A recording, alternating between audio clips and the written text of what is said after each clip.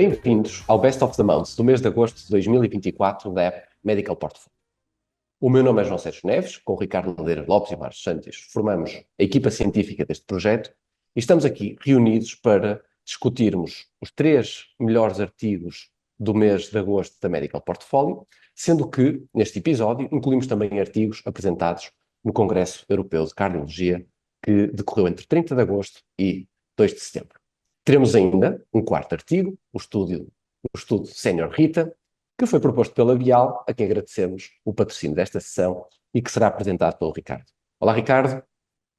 Viva, João. Olá, Mário. Olá, João. Ricardo, começamos por ti.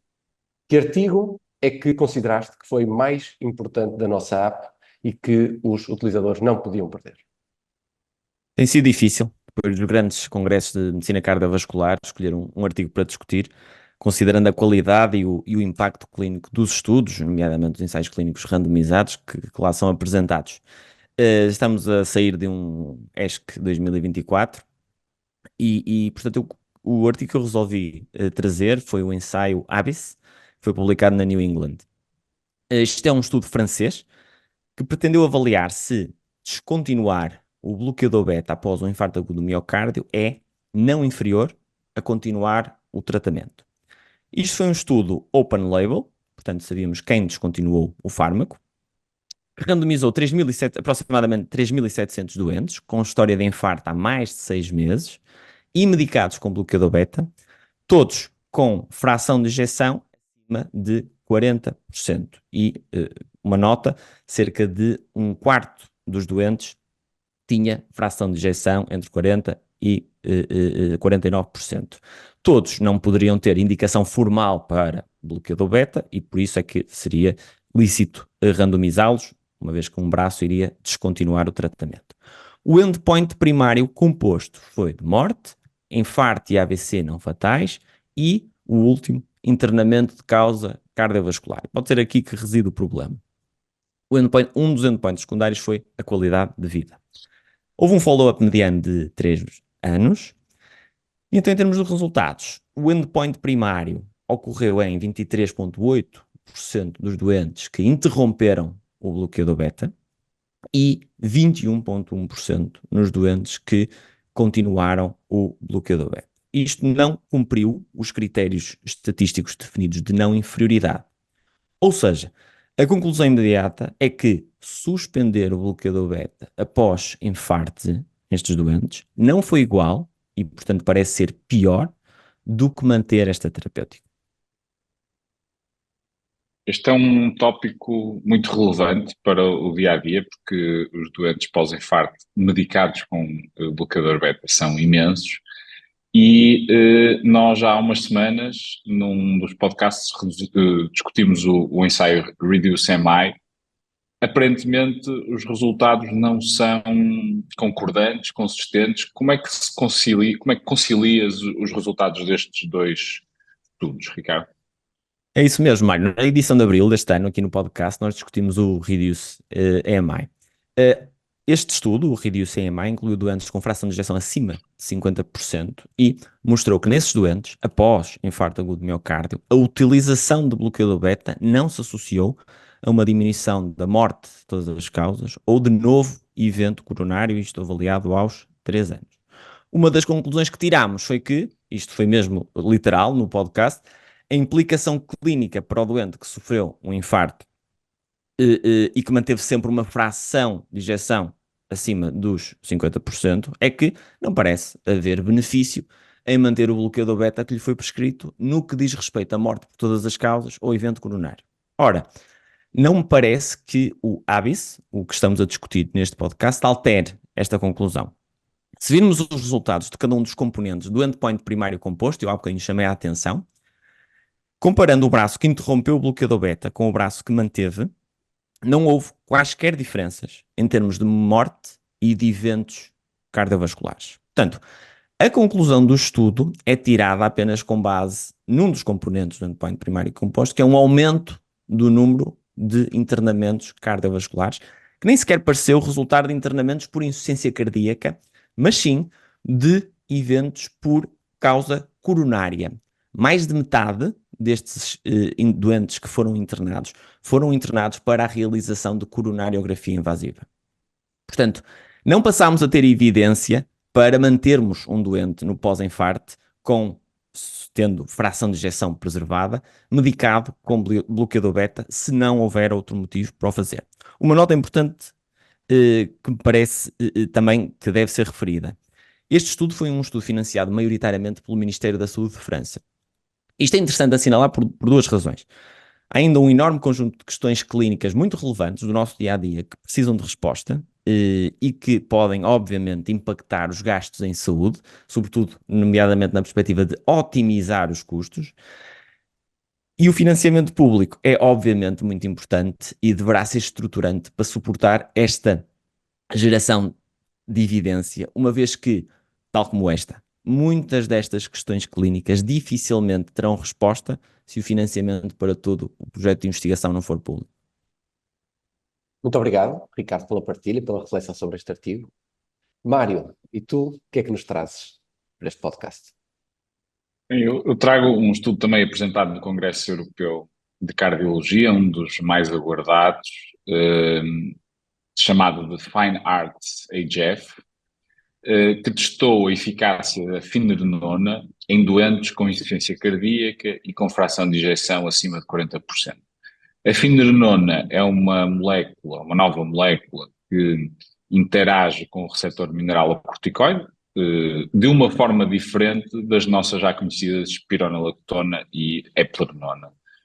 Aparentemente, a forma como se liga esta molécula terá um efeito anti-inflamatório e antifibrótico mais potente quando comparado em estudos pré-clínicos com as outras moléculas e menos hipercalémia e, portanto, terá um perfil de antagonismo do mineralocorticoide mais simpático para os doentes com insuficiência cardíaca, onde a fibrose e a inflamação e a hipercalémia são elementos importantes na história natural desta doença. Esta molécula já tinha mostrado reduzir a progressão da doença renal e nesse pool de doentes com doença renal crónica também já havia um sinal de redução de hospitalizações, mas não sabíamos ainda como é que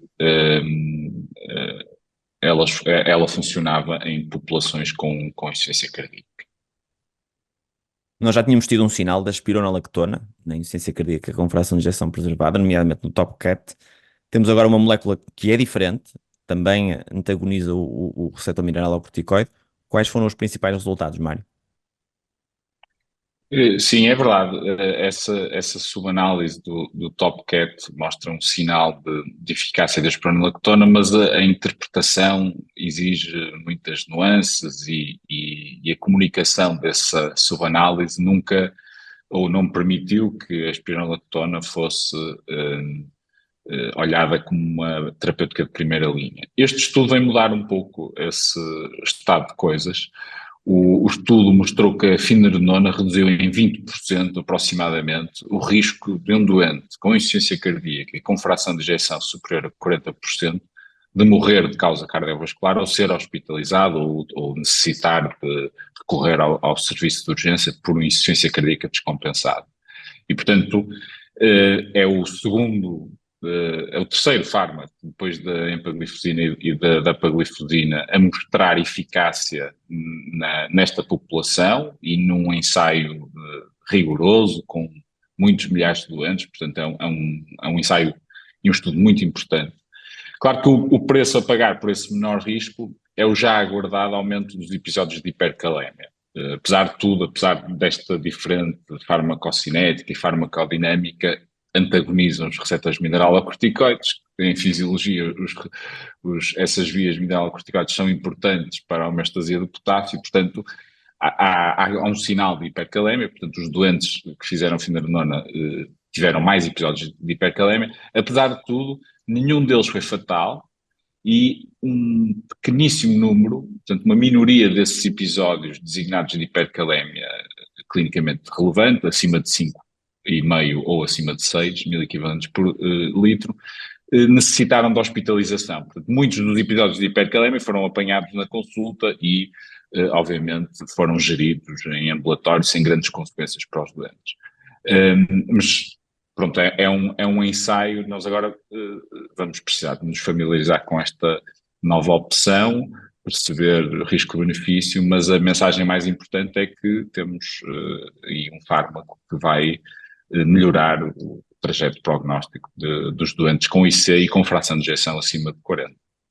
Mário, isto é um fármaco que na área da diabetes, em doentes com doença renal, temos vindo já a ganhar experiência de utilização e começa a ter o seu espaço também firmado dentro desta população. Com o resultado do FINEARTS HF, quais é que são as implicações para a prática clínica?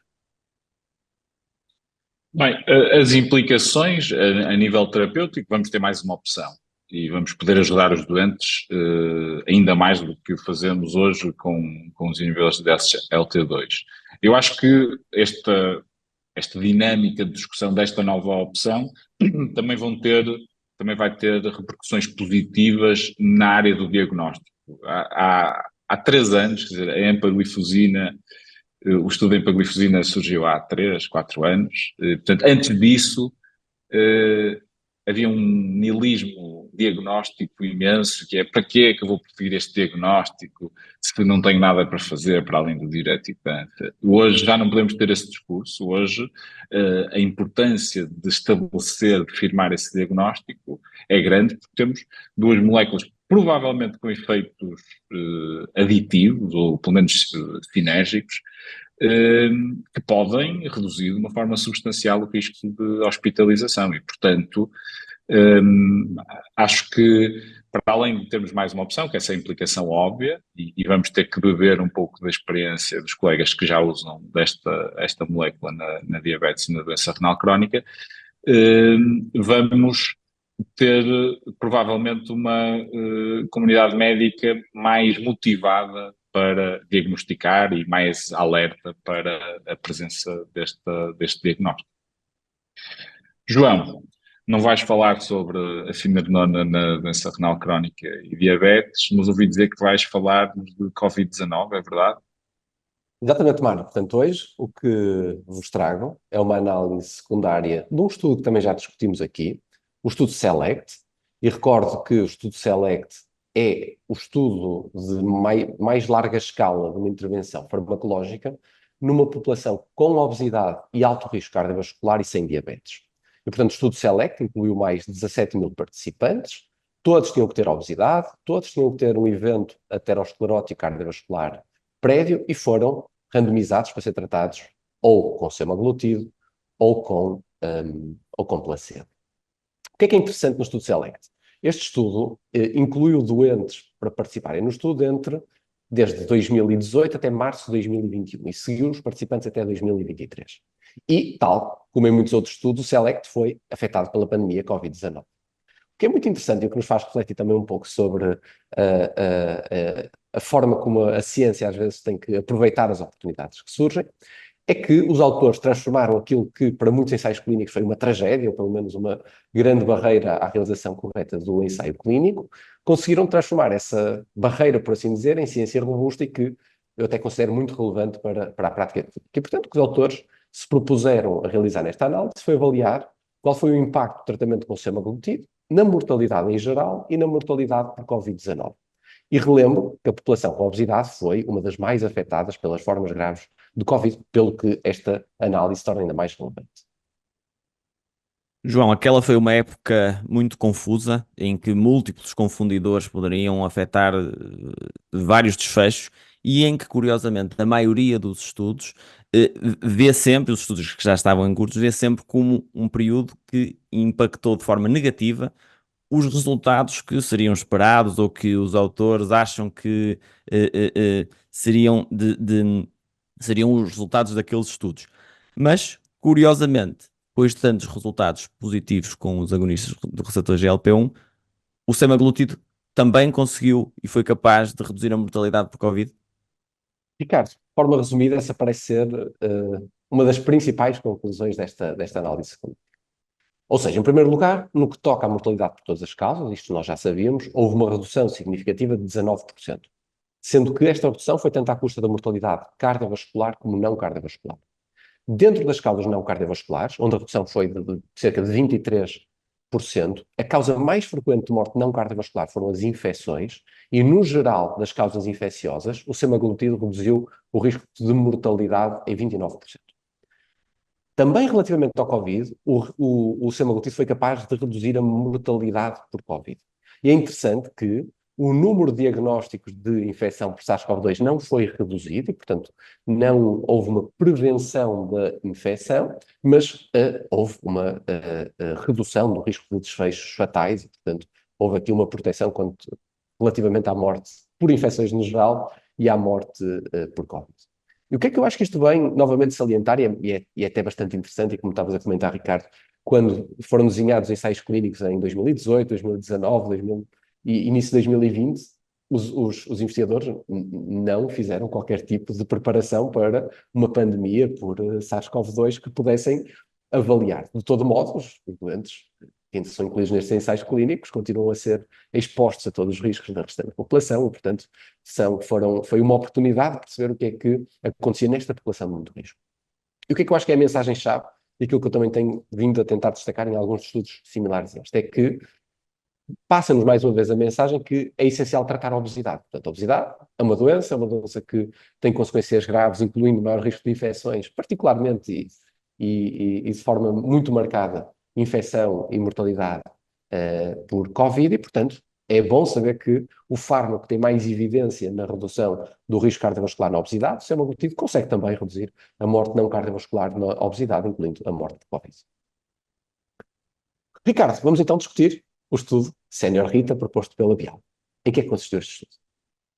Sou fã deste estudo, posso dizer já, e temos um ensaio clínico randomizado que conseguiu transformar mais uma vez uma pergunta do nosso dia-a-dia e dar respostas, nomeadamente em relação ao desafio do tratamento dos doentes mais idosos. Portanto, o estudo Sénior Rita pretendeu responder à pergunta clínica se uma estratégia de tratamento médico e invasivo, incluindo coronariografia invasiva e revascularização, se fosse apropriada, é superior a uma estratégia conservadora, apenas com tratamento médico otimizado, em doentes idosos admitidos por infarto agudo de miocárdio sem supradesnivelamento do segmento ST. O estudo randomizou aproximadamente 1.500 doentes, com mais de 75 anos. Na população final do estudo tivemos uma idade média de 82 anos, sendo que o doente mais velho randomizado, curiosamente, tinha 103 anos, e quase metade dos doentes eram mulheres.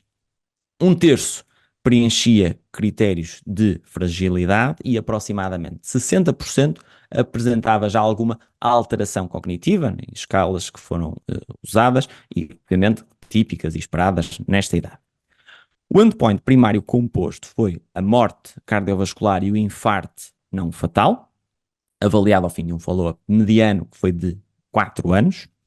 Este endpoint composto ocorreu em 25,6% dos doentes no braço invasivo, que foi tratado medicamente e de forma invasiva, e em 26,3% dos doentes no braço conservador. E, portanto, este resultado foi não significativo, portanto, não houve diferença entre uma estratégia e outra. Houve depois algum spin relacionado com a redução dos infartos não fatais, um dos componentes do endpoint primário composto, na população que foi tratada de forma invasiva, que acaba por ser nominalmente significativo, mas com um limite superior do intervalo de confiança de 95%, 0,99%, portanto muito próximo ali do 1. E sabemos, é uma boa regra da análise crítica da evidência, não generalizar conclusões tiradas da análise de componentes individuais de um endpoint composto, quando não há diferenças estatisticamente significativas nesse endpoint composto. Então, dirias, Ricardo, se nos focarmos no que é verdadeiramente importante, como é que deve ser o tratamento destes doentes idosos que são admitidos por infarto agudo de miocárdio? Os resultados acabam por ser interessantes. A equipa, os principais autores do estudo acabam por ser cardiologistas de intervenção, e é fácil de perceber, e está claro nos métodos, que o Sénior Rita foi desenhado para perceber se uma terapêutica invasiva por rotina nesta população seria superior à terapêutica conservadora. Portanto, essa seria a conclusão, eu diria, quase esperada deste estudo. Não foi. E fica aqui mais uma vez muito evidente o poder da terapêutica médica. Nós temos vindo a falar muito sobre isto em várias, não só neste contexto de evento coronário agudo, mas efetivamente a terapêutica médica é segura e muda totalmente o prognóstico dos doentes. Eu sublinho aqui um dado importante: nesta população idosa, 83% dos doentes estava com dupla antiagregação plaquetária. Obviamente também é muito importante reforçar aqui o papel das estatinas para redução do colesterol LDL e, obviamente, a terapêutica otimizada de insuficiência cardíaca, se for o caso. Aqui, obviamente, destaca-se o papel dos inibidores de SGLT2, que serão primeira linha neste contexto nos doentes diabéticos e no doente com insuficiência cardíaca, independentemente da fração de ejeção do ventrículo esquerdo. Muito obrigado, Ricardo. Obrigado também, Mário. Foi uma discussão muito interessante de 4 importantes artigos para a prática clínica do dia-a-dia. A todos os nossos ouvintes, continuem a acompanhar a app Medical Portfolio, onde os principais artigos que nos trazem a mais importante evidência para a prática clínica continuam a ser destacados todas as semanas. Por hoje é tudo. Podem encontrar o link para estes 4 artigos nas notas do podcast e também na nossa app. Agradecemos os vossos comentários e sugestões para podermos melhorar a app e os podcasts. Obrigado e até breve.